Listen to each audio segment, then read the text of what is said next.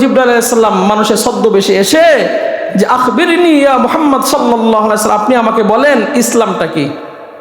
মাল ইসলাম ইয়া রাসূলুল্লাহ, ঈমান তো শিখালেন, ঈমান কি সেটা জানলাম, ইসলামটা কি আপনি আমাকে বলেন। মুহাম্মদ রাসূলুল্লাহ সাল্লাল্লাহু আলাইহি ওয়াসাল্লাম বলতেছেন, ইসলাম হলো আন তাশহাদা আল্লা ইলাহা ইল্লাল্লাহ ওয়া আন্না মুহাম্মাদার রাসূলুল্লাহ। ইসলাম হচ্ছে এ কথা তোমার সাক্ষ্য দিতে হবে যে আল্লাহ রাব্বুল আলামিন ছাড়া কোনো মাবুদ নাই, মুহাম্মদ সাল্লাল্লাহু আলাইহি সাল্লাম আল্লাহর প্রেরিত রাসূল। নামাজ পড়তে হবে, যাকাত দিতে হবে, রমজানের রোজা রাখতে হবে, হজ ফরজ হইলে হজ করতে হবে, এইটা হচ্ছে ইসলাম। এই যে আপনারা মুসলমান দাবি করেন, যে ইসলাম গ্রহণ করছে তাকে আমরা কি বলি?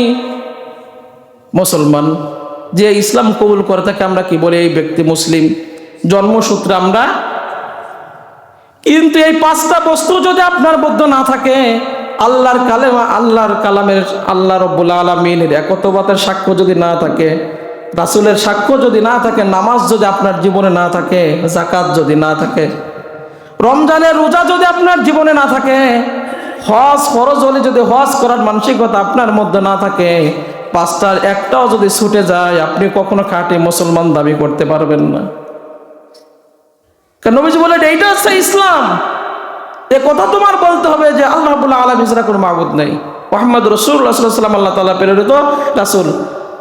তুমি প্রাপ্তবয়স্ক হয়েছো, নামাজ ছাড়া নামাজ পড়তে হবে, যাকাত ফরজ হয়েছে, যাকাত দিতে হবে, রমজানের রোজা পাইছো, রমজান রোজা রাখতে হবে, টাকা হয়েছে, হজ ফরজ হয়েছে, হজ করতে হবে।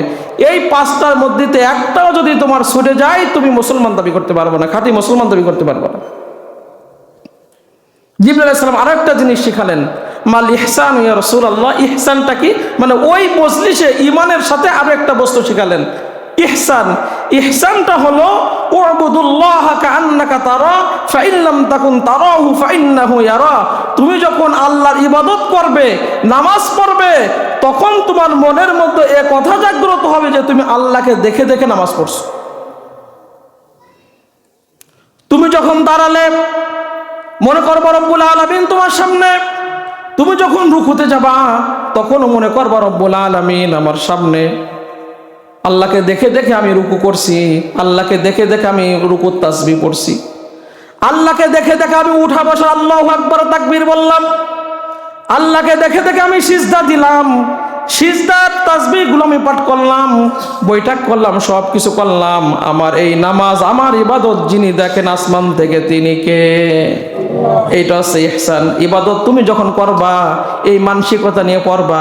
আর যদি আল্লাহ রব্বুল আলামিনকে তুমি দেখতে না পাও, তাহলে তুমি চিন্তা করবা রব্বুল আলামিন আরশে আজিম থেকে আমার এই ইবাদত, আমার এই নামাজ সব কিছু দেখে।